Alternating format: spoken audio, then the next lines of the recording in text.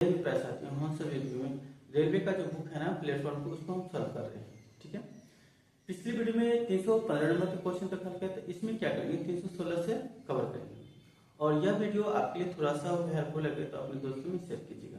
देखिए चलते हैं क्वेश्चन की ओर। कहता है 316 में कहता है दी गई संख्याओं के लिए निम्नलिखित में कौन सा सही है। आपको फ्रैक्शन के रूप में दे रखा है। ठीक है, आपको असेंडिंग या डिसेंडिंग ऑर्डर में सजाना है ना, बढ़ते क्रम या घटते क्रम। देखिए चार तरह का फ्रैक्शन आपको दे रखा है, इनका बात करते हैं कम से कम दो संख्याओं तक। जब आप 13/21 को आप जब डिवाइड कीजिएगा ना, इसका वैल्यू जो आएगा 0.61 आएगा। ठीक है, कैसे देखो 21 से आप डिवाइड कर रहे हैं क्या 113 में कर रहे हैं 13 में, तो 0 पॉइंट हम 0 लगा सकते हैं दशमलव के बाद, तो 21 है 126 से 126 यहाँ पर घटाएंगे 4, इसको कैंसिल करेंगे और 0 21 एकम 21। आप जो है कम से कम दो संख्याओं तक डिवाइड कर सकते हैं। इसका वैल्यू ये 1। ठीक है, यानी 0 पॉइंट क्या है 61 कह सकते हैं 6। इसको डिवाइड कीजिएगा, इसका वैल्यू आएगा 0.599। जब आप इसको इससे डिवाइड कीजिएगा, इसका वैल्यू 0.55 आएंगे और इसको जब इससे डिवाइड कीजिएगा 45 आएंगे। ठीक है, इसको डिवाइड करके आप देख सकते हैं। इसमें देखते हैं कि ग्रेटर देन या लेस देन कौन है। सबसे ग्रेटर देन इसमें ये है और उसके बाद लेस देन 36/79 में। ठीक है, अब देखो इसको बढ़ते क्रम में हम सजा देते हैं या घटते क्रम में सजा सकते हैं। तो 13 क्या है 21 आपको सबसे बड़ा लगा। ठीक है, तो जिस तरफ आपको बड़ा लगा उस तरफ आप क्या फैला दीजिएगा। उसके बाद क्या है 57/97। ठीक है, ग्रेटर देन क्या है 52/92 94। ठीक है, ग्रेटर देन 36/79। ठीक है, आप देखिए क्या ऑप्शन में मिल रहा है। इस तरह का ऑप्शन में आपको डी मिल रहा है। ठीक है, देखिए इसमें सिर्फ उल्टा कर दिया गया 13/21 लेस देन 57/97 लेस देन 52/92 है और 36/79 है। तो ऑप्शन में क्या है आपको डी सही होगी। ठीक है, देखिए आप क्वेश्चन नंबर 317 में क्या करता है साथियों। कहता है 90 मेज की क्रय मूल्य 60 मेजों के बिक्री मूल्य के बराबर है, तो लाभ प्रतिशत क्या होगा। इंटरचेंज हो जाता है इस तरह में सीपी और क्या एसपी यानी सेल प्राइस। कहता है 90 मेज का क्रय मूल्य, तो वो क्या है बिक्री मूल्य में कन्वर्ट होंगे, इंटरचेंज हो जाएंगे। और क्या है 60 मेजों के बिक्री मूल्य के बराबर है, तो वो 60 क्या है आपको क्रय मूल्य बन जाएंगे।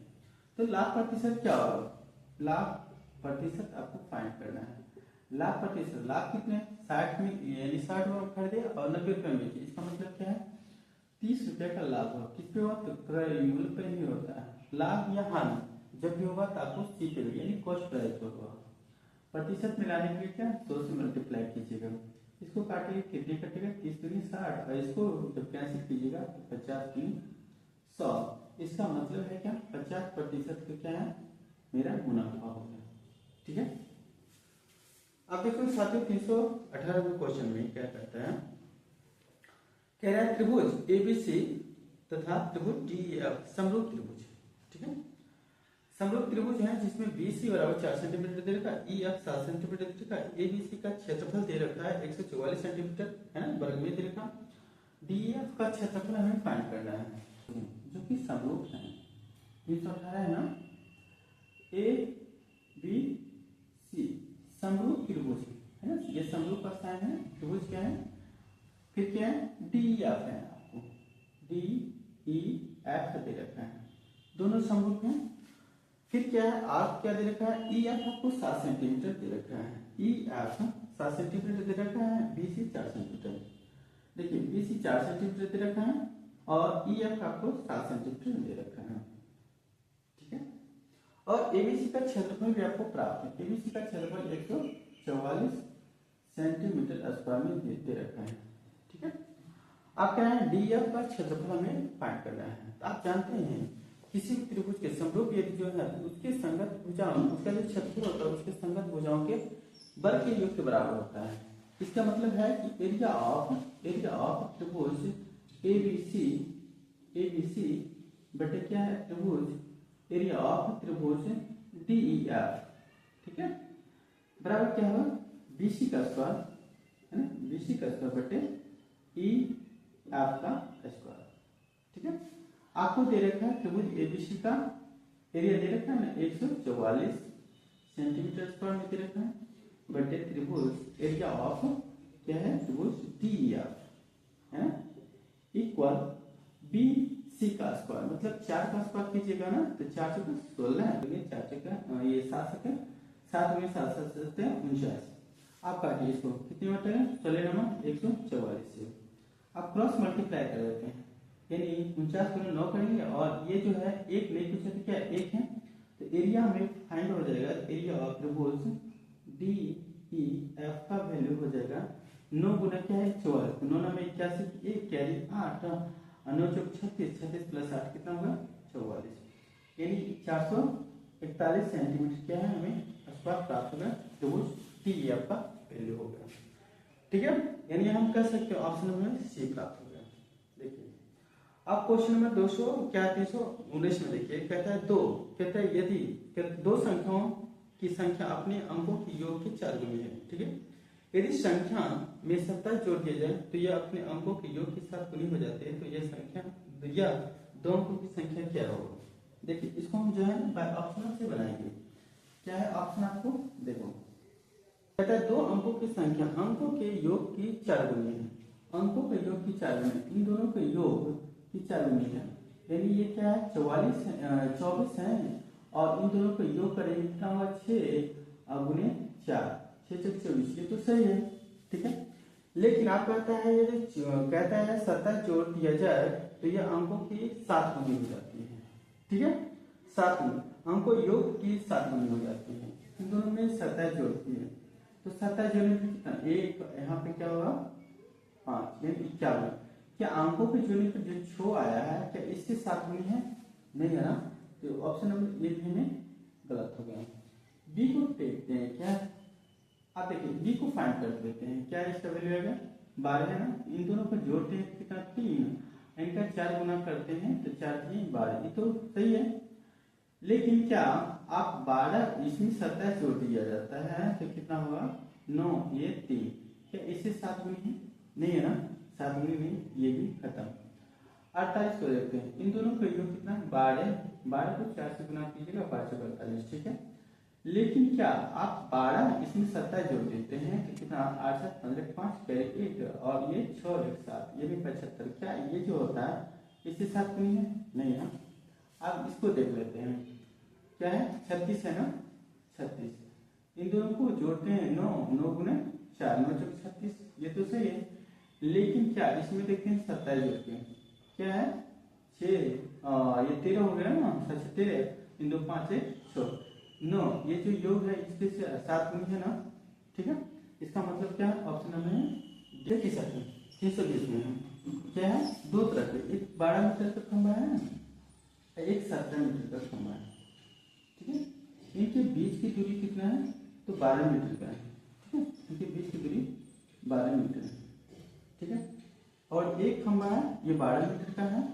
ठीक है, एक क्या है 17 मीटर का है, ये 17 मीटर का है, ठीक है, हम जब देखते हैं इसकी यहाँ से लेकर के यहाँ तक की दूरी, ये भी कितना है 12 है, तो ये भी कितना है 12, ये शेष कितना बचेगा तो 5 का बचेगा, ठीक है, अब ये कह रहा है क्या उनके शीर्ष के दोनों छोरों के बीच की दूरी ज्ञात कीजिए, इसका मतलब है कि यहाँ से लेकर के यहाँ की दूरी हमें फाइंड करना है, जब ये आपको 12 है तो ये भी क्या होगा पहले क्या गया है ना, इसका मतलब ये भी 12 मीटर होंगे, ठीक है, अब देखो 7 ये क्या 5 12 13 का वैल्यू लगा दीजिए, ठीक है, तो फिर लगा 30 का वैल्यू क्या 13 हो जाएंगे, इनके बीच की दूरी कितना 13 होगा, या फिर इस तरह से नहीं फाइंड कीजिएगा तो फिर याद नहीं रहेगा तो पाइथागोरस प्रमेय से आप लगा सकते फाइंड कीजिए। देखिए ऑप्शन में क्या है C प्राप्त हो गया। देखिए 321 नंबर क्वेश्चन में कहता है एक 20 मीटर लंबी सीढ़ी एक खड़ी दीवार पर टिकी है, यह जमीन की 60 डिग्री का कोण बनाते हैं, दीवार की सीढ़ी के पैरों की बीच की दूरी क्या होगा। देखिए यह दे रखा 60 मीटर की कोण बनाते हैं, यहाँ से 60 डिग्री का कोण बनाते हैं, ठीक है, दीवार से सिरे की पैर की बीच की दूरी ज्ञात कीजिए। यानी ये दीवार है ना, और ये जो है 60 डिग्री, ठीक है। और टेन 60 का वैल्यू कितना होता है, √3 होता है, ठीक है। आपको मालूम है टेन 60 का वैल्यू √3 होगा।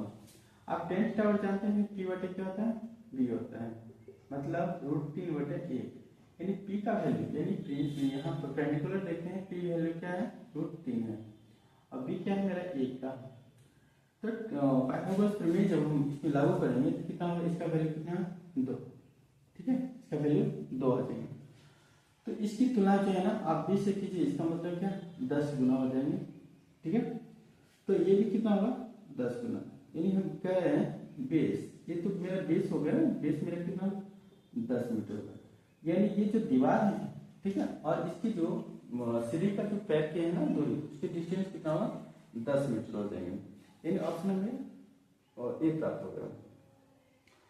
अब देखिए साथियों 322 नंबर क्वेश्चन कहता है ए और बी साथ मिलकर एक काम को 40 मिनट में करते हैं, ठीक है। उसकी कहते हैं उनकी काम करने की दर का अनुपात 8:5 है। तो ए उसी कार्य को कितने दिनों में पूरा करेगा, ठीक है। बी है तो ए करता है 8, ठीक है, और बी कितना कर रहा है, तो बी कर रहा है 5 की रेशियो, ठीक है। कितने दिन में कंप्लीट कर रहा है, तो 40 दिन में कंप्लीट कर रहा है। ये देखिएगा ये कितने दिन में कर रहा है, 40 दिन में कर रहा है। तो हम देखते हैं पहले क्या है, कुल कार्य देखते हैं, कुल कार्य कितने में, तो दोनों मिला कितना 8 5 13 की क्षमता से करेंगे दोनों मिलकर, कितने दिन में, 40 दिन में, ठीक है। ये क्या है, क्षमता, एफिशिएंसी आपको दे रखा है, ठीक है। अब कह रहा है ए उसी कार्य को कितने दिन में करेंगे, ए द्वारा लिया गया समय, है ना, लिया गया समय। तो कुल कार्य कितना है, 13 गुने क्या है 40 बटे ये कितने दिनों, इसका एफिशिएंसी क्या है, तो 8 है। तो काट दीजिए, 8 बचे 40, 13 बचे 65, यानी 65 दिन आपको दे रखा, हाँ दिन दे रखा है, तो 65 डेज में ये कंप्लीट कर लेगा अपना वर्क।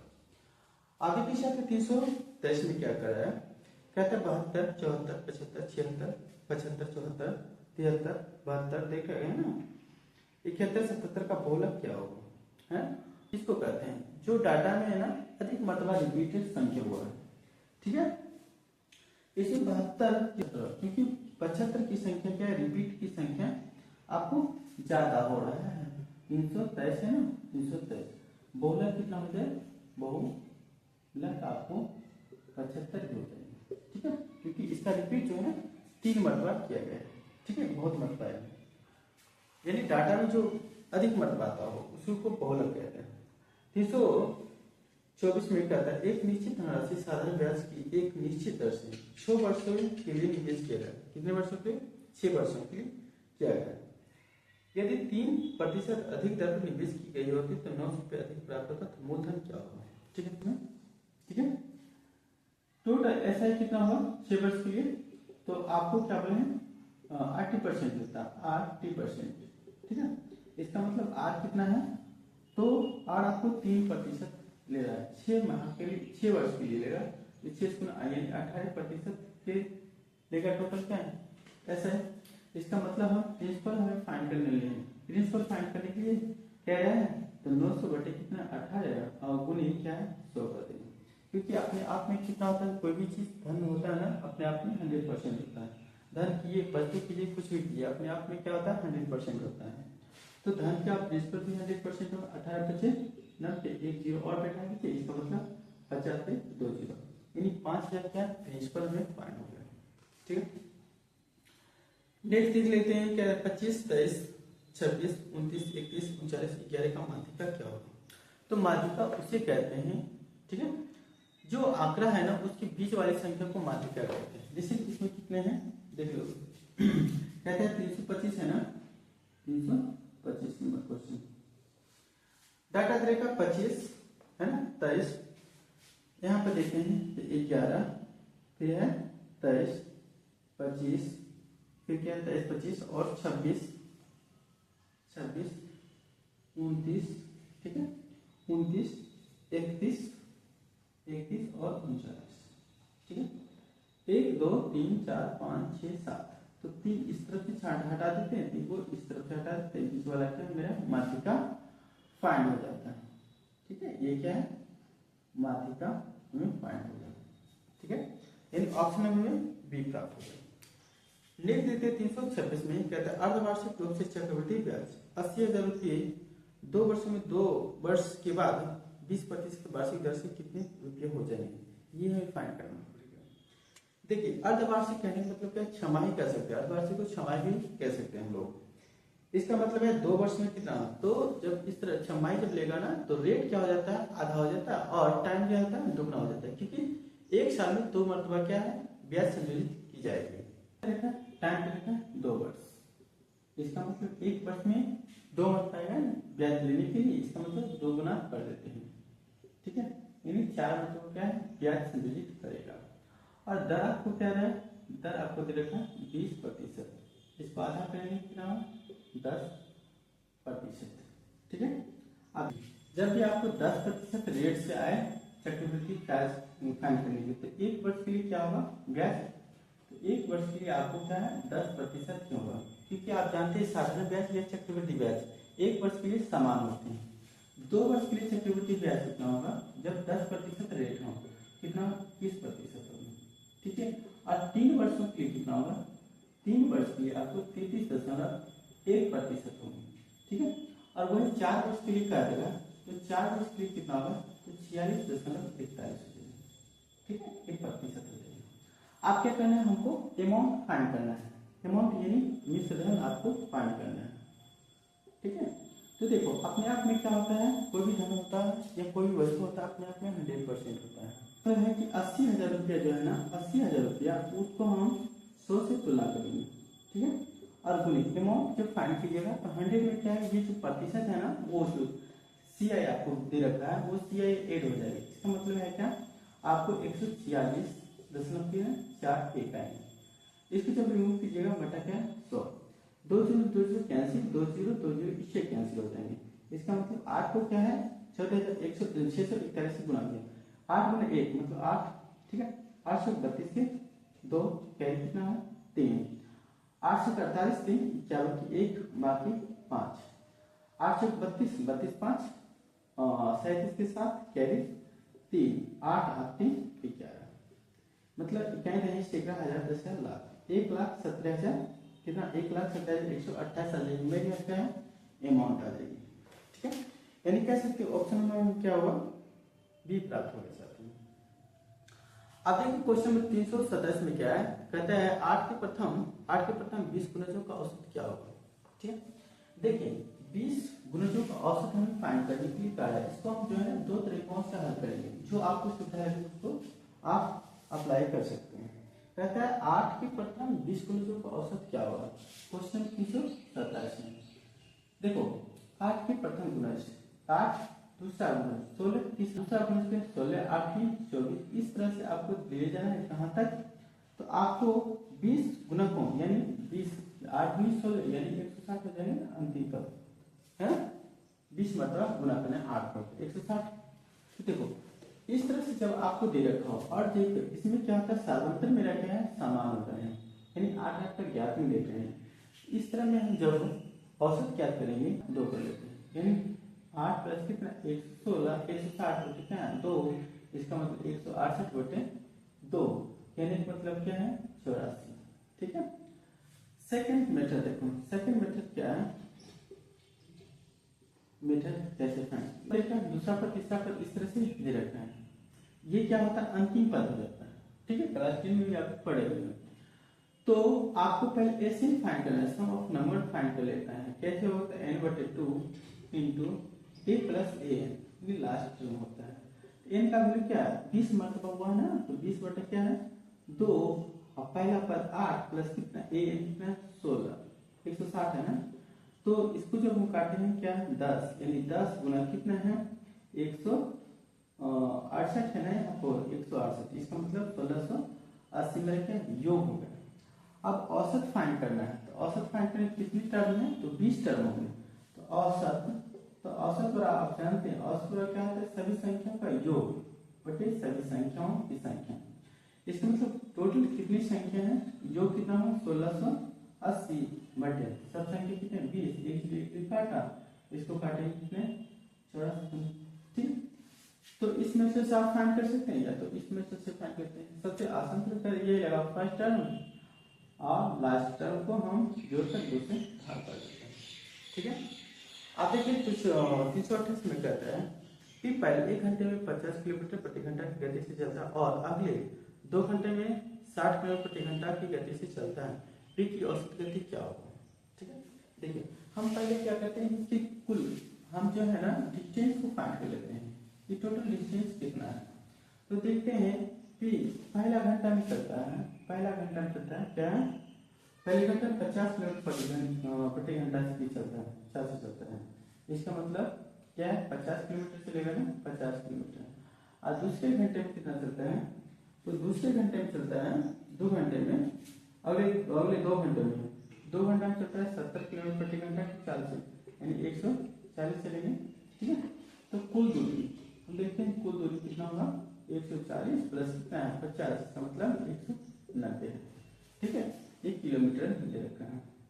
ठीक है, अब क्या है इसमें पी का औसत गति क्या है, तो पी का औसत गति हम फाइंड करते हैं, औसत गति। ठीक है, जब देखिए इसका जब आपको एक ही डिस्टेंस दिया हो ना और 2 गति से ये जो कवर करता है, तो उसमें फॉर्मूला आता है 2 × x + y बटे x + y। ठीक है, बट यहाँ पर देख रहे हैं कि अलग अलग क्या है, इसका गति है और डिस्टेंस भी अलग अलग टोटल दे रखा है। इसका मतलब 190 बटे टोटल टाइम आपको टेकिंग कितना किया गया, 1 प्लस क्या है, इसमें 1 घंटा, इसमें 2 घंटा, इसका मतलब 3 घंटा। 3 से डिवाइड कीजिए तो कितने होगा, इसको हम देखते हैं डिवाइड करके 190 बटे क्या है 3, 3 से 18 1 0 3 3 9 3 3 9, फिर आएगा 1, फिर हम देखते हैं 3, यानी यहाँ पर देख रहे हैं 63.333 किलोमीटर पर आवर आता चला जाएगा। ठीक है, यानी ऑप्शन हमें बी कर सकते हैं। 329 में देखो साथ कहता है यदि x क्रॉस दे रखा है 394 11 से विभाजित है तो सबसे छोटी प्राकृतिक संख्या क्या हो। देखो इसमें ऑप्शन भी सारा लेंगे और कहता है 11 से विभाज्यता का नियम आप पहले समझ लीजिए। 11 की विभाज्यता वैसी संख्या विभाज्य हो गए जब उसका अल्टरनेट संख्या 11 से विभाज्य हो या शून्य हो जाए। 11 से विभाज्यता है या नहीं है, ठीक है, ये क्वेश्चन है। लेकिन इन दोनों को जोड़ते हैं तो कितना 6 होता है। क्या कोई ऐसी संख्या है x का वैल्यू है जो कि आपको जोड़ने पे सुना जाए, संभव ही नहीं है। तो क्या करते हैं 11 का गुणज में देख लेते हैं, इन दोनों को जोड़ने पे क्या संख्या जोड़े जो कि 11 के गुणज में क्या 9 5 14 ये हो सकता है, 14 में 6 घटाएंगे 8 हो जाएगा। इनको देखते हैं 6 9 6 15 और 15 में 6 घटाएंगे कितना होगा 9, ये भी नहीं होगा संभव। इन दोनों को देखते हैं 7 9 7 16 और 16 में 6 घटाते हैं 10 आ जाता है जो कि होगा नहीं। इन दोनों देखते हैं 9 8 8 17 17 में 6 घटाते 11, यानी इसका मतलब क्या 11 से गुणज हो गया ना, तो 11 का गुणज ऑप्शन में क्या डी प्राप्त होगा। ठीक है, यानी 11 का गुणज होना चाहिए या तो 0 हो जाना चाहिए। ठीक है, अंतर तो वो मेरे क्या 11 से विभाज्य हो जाएगा, अन्यथा नहीं होगा। 330 में देखिए कहता है 1 2 संख्याओं की अंकों का योग 13 है। ठीक है, यदि उन अंकों को आपस में बदल दिया जाता है तो 27 घटती है, बदली हुई संख्या क्या होगा। देखो अंकों की संख्या के अंकों का योग 13 है, तो सभी का अंकों का योग 13 है। ठीक है, आप करते हैं यदि अंकों को आपस में बदल दिया जाए तो 27 घटती है, आपस में बदल दिया जाए। आपस में जब हम बदलते हैं तो क्या होगा, ये 85 है तो ये 58 आ जाएगा। फिर क्या कहता है बदल दिया जाए तो क्या है 27 घटती है, 27 कम हो जाए, क्या ये 27 कम हो जाए 15 60 7 में से 5 2, तो हाँ ऑप्शन नंबर में यही प्राप्त हो रहा है। ठीक है, लेकिन आप देखते हैं आप क्या क्वेश्चन पूछ रहे हैं, ऑप्शन नंबर ए प्राप्त होगा नहीं, बदली हुई संख्या क्या होगा। तो बदली हुई संख्या क्या, बदली हुई संख्या तो यही हुआ ना, बदली हुई संख्या तो यही होगा, यानी ऑप्शन में डी प्राप्त होगा।